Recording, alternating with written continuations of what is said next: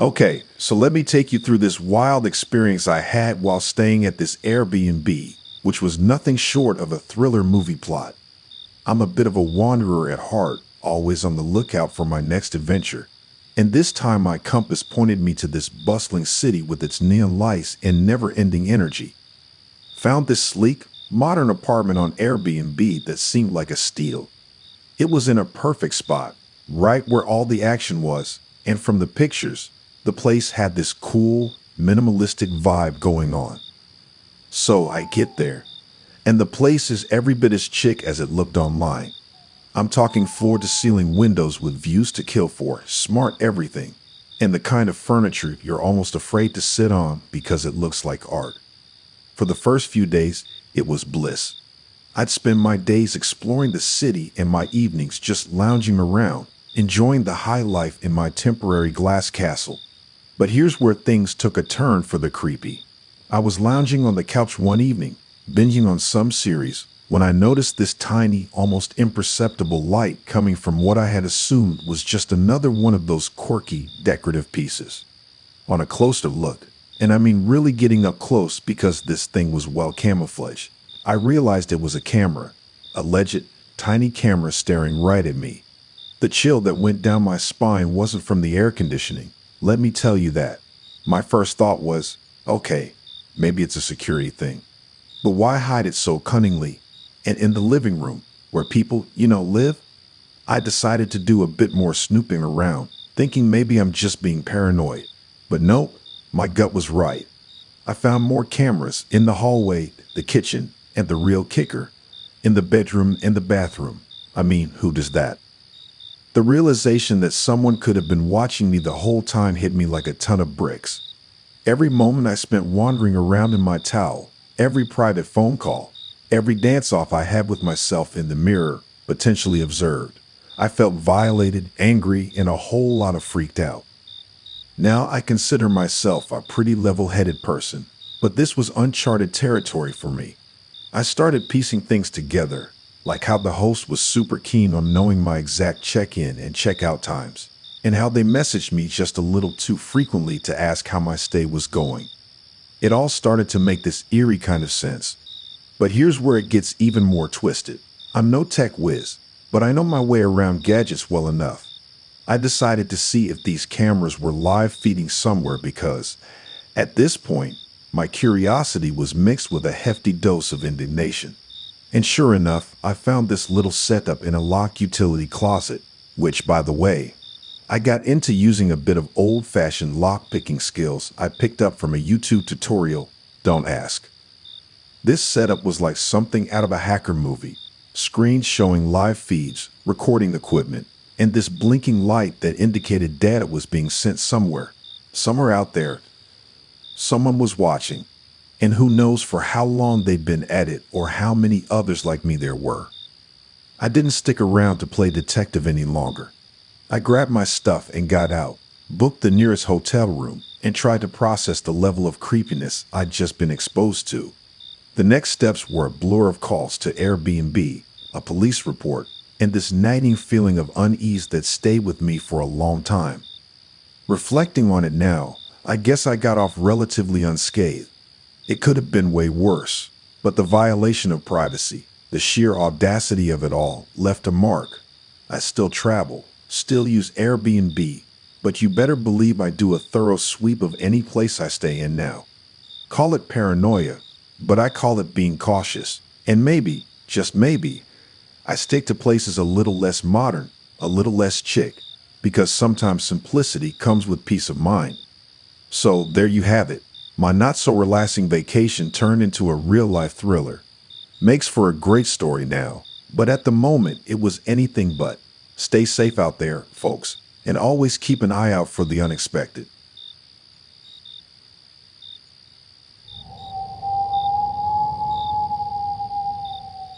When my sister Jen spotted the expansive Arizona ranch house on Airbnb boasting vaulted ceilings, an infinity pool, and breathtaking views for only $150 per night, we all said too good to be true. But since the pictures showed it fully furnished, we took a chance. Arriving after the long drive, We gasped, pulling up the winding driveway. This five-bedroom Mediterranean oasis totally exceeded expectations. We spilled excitedly through its open floor plan, already negotiating bedroom divs for our families now enjoying a vacation worthy of reality TV luxury. Until we noticed one locked door at the end of a second-story hall, the host explaining later it contained personal storage and remained off-limits to renters. We quickly dismissed the one minor blemish on the place's otherwise flawless facade. Nothing could ruin vibes this immaculate. But that first night, as we sat laughing around the crackling fire pit, strange shuffling noises echoed from the house. At first, we brushed it off, probably just the AC kicking on, until softer rumbling later woke me from a deep sleep. Pressing my ear to the wall produced muffled banging beyond, like someone dragging heavy furniture. Weird, I thought before exhaustion swiftly returned me to dreamland. The next few nights I managed to ignore further odd after-dark noises, but soon curiosity ate at me. What exactly was the landlord storing to elicit such crazy sounds so late? By week 2, the nagging mystery overwhelmed my restraint. One moonless midnight, when all grew quiet, I snuck upstairs in my socks, carefully picking the storage room lock with bobby pins the way you two taught me. Holding my breath, I eased the door open, praying to not find anything incriminating. In the sliver of light, dusty outlines of furniture surfaced that I quickly realized were actually antique torture devices. My lungs seized up, taking in the macabre collection of Iron Maidens, body vises, and bone-crushing boots, all shackled to the 20-foot stone walls. Hardly the overflow Christmas decorations I imagined. What kind of freaky medieval dungeon playroom did our host have lovingly curated privately upstairs? I stumbled backwards in horror, just praying not to knock anything over as I rushed to escape the sinister scene. Safely back in the hallway, my heart still hammered madly. What hell house had we temporarily called home? Surely nice normal folks didn't secretly house upstairs halls of pain mementos under the same roof, hosting families with kids below. Part of me wanted to flee immediately, but we'd already paid up front for another 2 weeks in paradise. So the next morning, over pancakes, I casually mentioned hearing odd sounds from what I assumed was storage the other night. Both my sister and brother-in-law Kevin awkwardly nodded, hearing it too on their side of the house late evenings sometimes as well. We all laughed it off, making haunted house jokes to calm lingering goosebumps from facing the reality, an actual torture dungeon occupied rooms chillingly near where our young ones dreamt. I considered discreetly warning the other guests we befriended not to go upstairs alone, but that risked awkward questions about why we had trespassed after instructions keeping that creepy corner restricted in the first place. The remainder of our stay, all three of us wrestled silent distress, figuring out what kind of sicko welcomed families inside sprawling luxury estates while secretly hiding rooms full of vicious antiques built to inflict ungodly agony upstairs. Had other guests weaned into trusting this stately oasis also craned to hear what darker motives possibly played out beyond the footsteps creaking overheads late at night? We held our breath those last few days, half expecting leather-masked kidnappers to barge downstairs and drag us up to their lair any time. But askew glances at house staff and the landlord himself revealed no monsters obvious among the humans laughing with us poolside by day. Just the looming certainty we had overlooked some evil still unnamed nestled behind one unthinkable locked portal, concealing secreted evil indirectly brought within reach of our precious brood. Now safely home, echoes of metal dragging over stone plague my restless dreams. Had we narrowly dodged some warped plot as unsuspecting below while corruption festered above? Or perhaps the true menace remains obscure even still behind mask of manners shielding whatever sickness surely awaits next round of lambs lured into the spider's artfully concealed den, looming large as ever despite our unspoken escape. When James surprised me with a secluded getaway trip to this tiny bed and breakfast tucked atop some Appalachian overlook, I imagined rekindling passion under starry skies with my adventure-loving boyfriend of 2 years, not unraveling ghostly mysteries. But the paranormal had other plans for our romantic weekend by apparently following us 400 miles from home. That first evening, hiking nearby trails, glowed magical, holding hands, watching the sunset, retelling stories painted in golden hues. We reluctantly agreed technology timeouts might maximize scenic escapes' romantic potential without pesky work emergency text intruding. So we powered down phones for the night after downloading area maps for the next day's plans. But waking late the next foggy morning, reaching to reboot connectivity, our devices remained curiously unresponsive. James' fancy new iPhone especially concerning, refusing to revive from repeated button mashes. We took turns trying multiple chargers, assuming moisture or rough travel rattled the electronics. Yet no combination of black magic tricks jump-started either lifeless screen. Perturbed but undeterred, we tucked both bricks away, fully charging for later to focus, enjoying creamery visits and waterfalls hand in hand. But returning cold and exhausted as darkness fell, another disturbing finding awaited inside our antique-filled suite.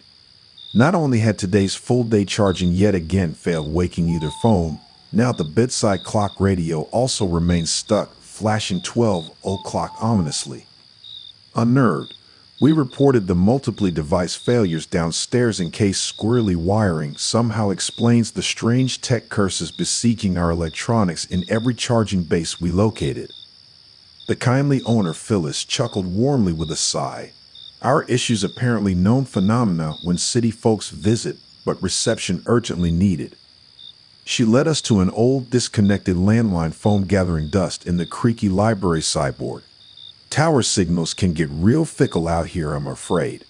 But Otis here will let emergency folks find our hideaway if need be, she smiled. Had him nearly 50 years now, been near 2 decades since he actually rang thanks to mobile phones.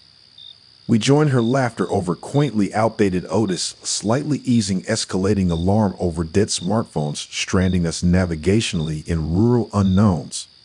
Back upstairs afterward, Jane pulled me close as we fell asleep brainstorming our charming country suspense screenplay certain to sell. Hours later, blood-curdling screams jolted both us upright, clutching each other confused if dream or reality interrupted peaceful slumber. Until eerie faint ringing registered from the library phone. As we crept closer on high alert, I could just make out Phyllis bargaining with muffled, agitated voices through Otis' receiver. We pressed ears against doors to better decipher the strange, distressed exchange. Ezekiel, why do you keep calling? I already told the police everything years ago. Just let us rest. Phyllis cried into the phone. Throaty, unintelligible garbles replied before Phyllis interrupted angrily. No, the Mullins are long gone now, sold me their family lodge. This has been Haven Hill Inn for over 20 years, Ezekiel. Now let Martha and your girls be at peace. More odd croaking retorts followed until Phyllis dropped to ragged whispers. Why can't you let your tragedy die too? Stop this midnight torment toward innocent lodgers stumbling into old wounds. With that, Phyllis slammed Otis down, sobbing as we scrambled back upstairs, more rattled than soothed over hearing such bizarre wee-hour pleas by who knows what pain entities. We clung together until sunrise, welcoming daylight's familiar comforts, chasing night's ghostly intrigue back into shadowy uncertainty. Over breakfast, we delicately asked Phyllis about the night's dramatic disturbance as she refilled our coffee with trembling hands. She hesitated, clearly hesitant to unearth painful memories, but seeing genuine concern in our eyes, she sighed, resigning to overdue truth-telling. Last night was Ezekiel calling.